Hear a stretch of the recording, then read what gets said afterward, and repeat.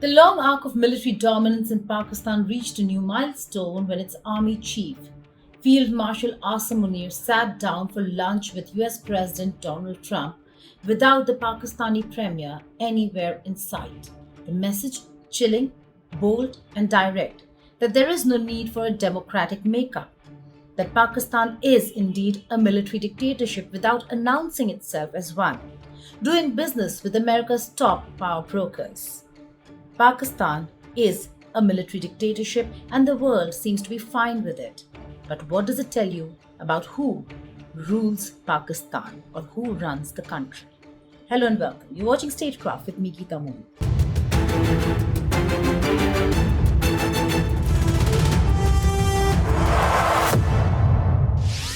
For decades, Pakistan has tiptoed between democratic illusion and military rule, pretending to be a republic while generals hold the strings. Civilian governments come and go, but it is the military dictatorship or the military leadership that never loses control. The latest spectacle in Washington confirms what insiders have always whispered. Islamabad bows down to Rawalpindi. And when superpowers of the world have now decided to directly deal with military dictators of Pakistan, where is there a need for Pakistani civilian leadership at all? When Donald Trump rolled out the red carpet for Asim Munir, it wasn't just diplomacy, it was a declaration. This wasn't oversight, it was intent. Trump wasn't meeting the general, he was meeting Pakistan's de facto head of state.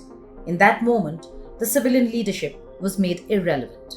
Trump didn't hide his motives. He claimed he wanted to thank Munir for preventing a nuclear conflict with India. But few believed it was just about gratitude.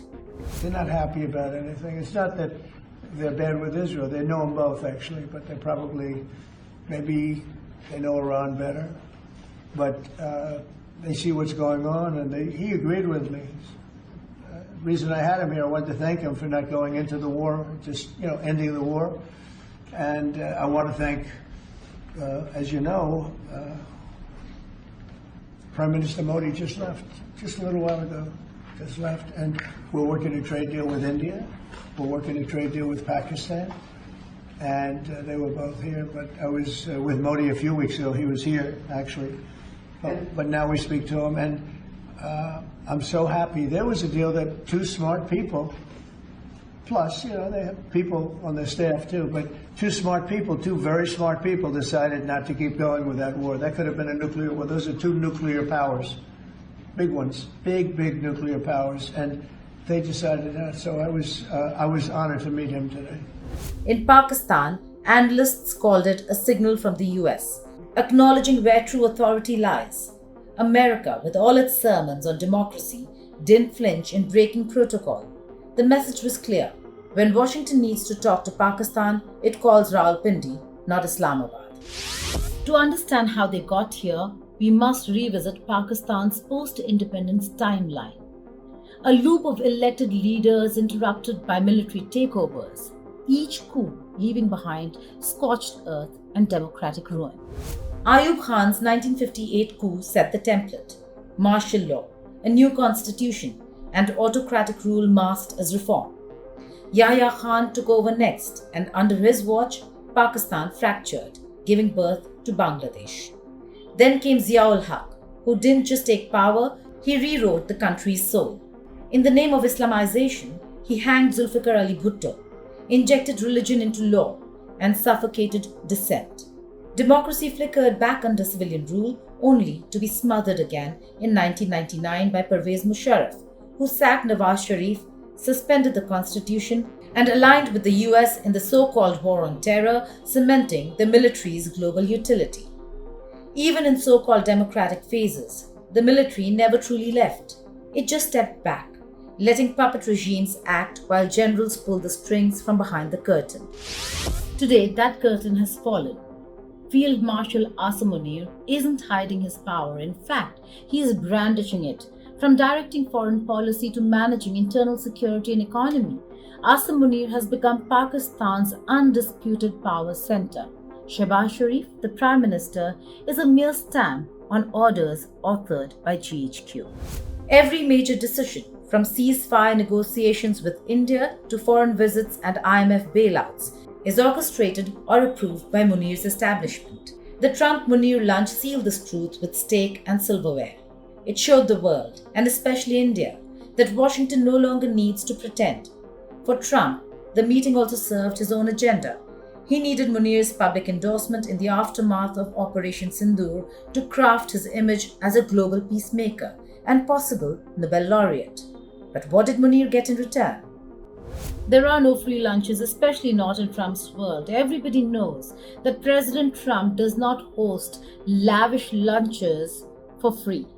So what was the conversation behind closed doors between Asim Munir and Donald Trump? Speculation runs wild. One theory: Munir nominated Trump for a Nobel Peace Prize and the lunch was Trump's transactional reward. Another: Trump Organization is quietly chasing lucrative crypto and mineral deals in Pakistan, backed by military guarantees. There's chatter that rare earth mineral rights have been dangled before US companies with links to Trump's circle. Others believe it's strategic. The US, locked in a Cold War with Iran and competition with China, might be using Munir to resecure military logistics routes, airspace access, and intelligence networks. Balochistan, where anti-Iran operations can be launched from, is on the American radar. And Pakistan, always eager to rent itself out geopolitically, may be back in business as America's non-NATO major mercenary. If that sounds familiar, it's because history is rhyming. From the anti-Soviet jihad to war on terror, Pakistan has always traded strategic compliance for financial aid. And now, as tensions escalate with Iran, Donald Trump may be baiting Munir into new deals. Perhaps it could be for air corridor or intelligence gathering, or even to participate in regime change in Iran. Or perhaps it's all of the above. In exchange, Munir's shopping list would include pressure on India to return to the Kashmir table, stop its alleged backing of Baloch and TTP insurgents, and resume compliance with the Indus Waters Treaty. He may also seek a fresh aid package, military hardware, and American silence on Pakistan's continued repression and Islamist leanings. And Trump? He gets a talking point for his campaign, deals for his business empire, and possibly a destabilization ally against Tehran. While Trump was wining and dining Pakistan's Generalissimo, India wasn't sitting idle. Modi, who had avoided engaging with Trump during Operation Sindoor episode, finally broke his silence, but only to correct the narrative. India's Foreign Secretary clarified that no deal had been made through US mediation, and there was no promise of restarting India-Pakistan dialogue. The ceasefire was unilateral, and Trump had no role in brokering peace. This was India's pushback, subtle but strategic.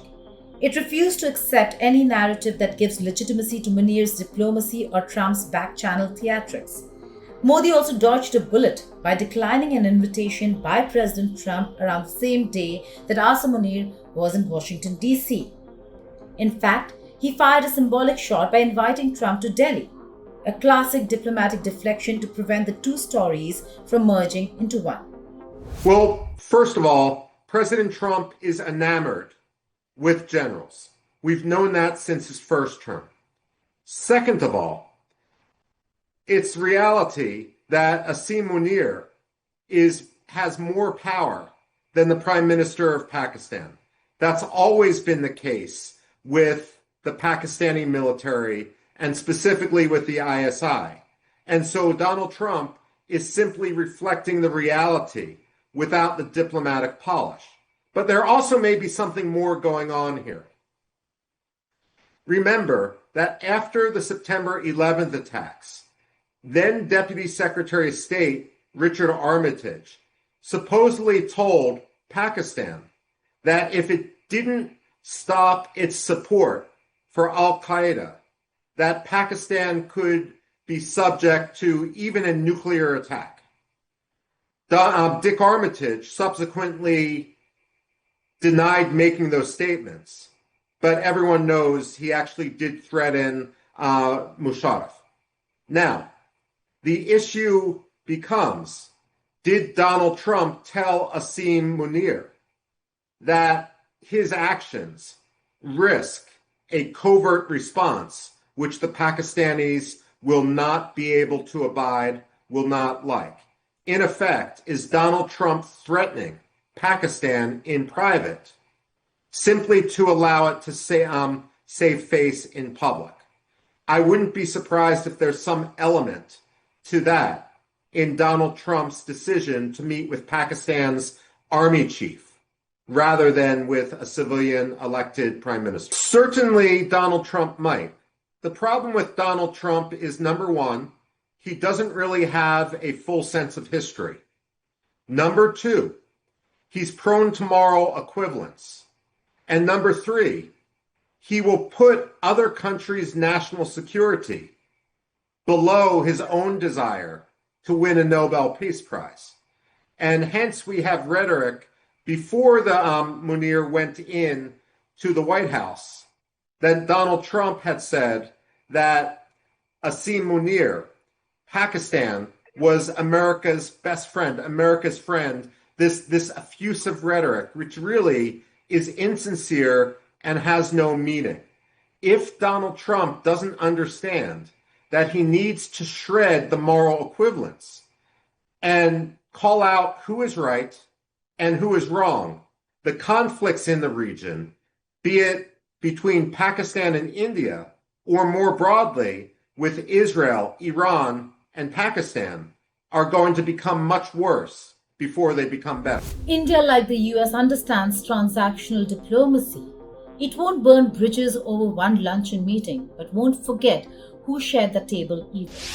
What's most galling is not just Pakistan's shameless embrace of military rule, it's the international community's double standard. The same America that lectures the world on democracy has no issue propping up military dictators as long as they toe Washington's line. Today it's Munir, yesterday it was Zia. As long as the general delivers, whether on terrorism, Iran, or minerals, he'll get praise, weapons, and perhaps another White House invitation. This duplicity isn't lost on the Pakistani people. They see their ballots wasted, their parliament neutered, and their judiciary cowed. They know Shehbaz Sharif is Prime Minister only in name. Real orders come from the man in uniform, not the man in a suit. And yet, international powers legitimize this reality by breaking bread with dictators while ignoring the ghost of democracy. There is no need for euphemisms anymore. Pakistan is not a democracy in crisis. It is not a fragile republic struggling between civil and military balance. Pakistan is a military dictatorship. Plain, simple, and unapologetic. Asim Munir runs Pakistan. The Prime Minister, the Cabinet, even the Foreign Ministry are set pieces in a stage play directed from GHQ. Trump's meeting with Munir didn't cause this reality. It confirmed it. Pakistan's military isn't lurking in the shadows, it's ruling in the spotlight. And the world, led by democratic powers, is cheering from the front row. So here's the thing. Pakistan is a military dictatorship without a coup. But should there be a coup, what is the world going to do? Should a dictator silence dissent, suspend the constitution, is the world going to watch silently, or is the dictator going to be offered lunch yet again? Thank you for watching Statecraft.